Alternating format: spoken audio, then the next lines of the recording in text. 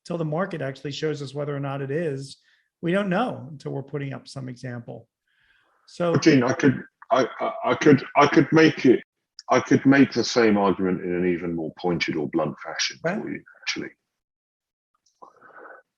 Perhaps the biggest lie, or perhaps the biggest illusion that's ever come out of the academic business community, is the suggestion that opportunities are discovered,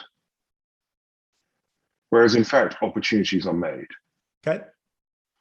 If you believe that opportunities are discovered, that they are somehow buried like jewels in the market, then your process becomes about trying to identify where those jewels are and excavate them.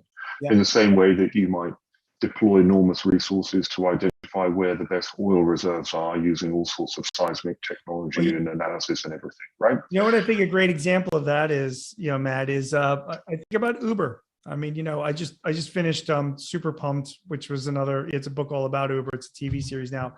But when you talk about opportunities discovered, I mean, who would have thought about that? Would you put your teenage daughter in a stranger's car to be driven somewhere in a city, as opposed to the fact that they had to create that themselves and prove that the market existed? Do you agree? Well, exactly.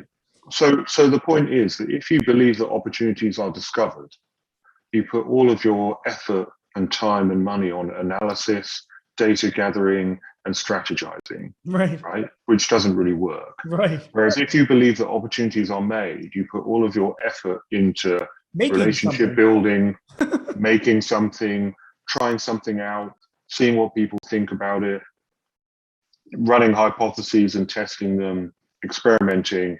And that's what entrepreneurs actually do, right? Yeah. So you need to get away from the idea, and this is particularly true of people's wants and needs, that you can analyze your way into certainty about a product's potential. And the kind of irony of the whole thing is that the more people invest in that kind of thing, desk-based research, PowerPoint slides, blah, blah, blah, blah, blah, the more confident they become in their analysis and the greater their risk exposure. You see CEOs and executive boards signing off 8-figure sums for a project that's just purely based on speculation. Yep.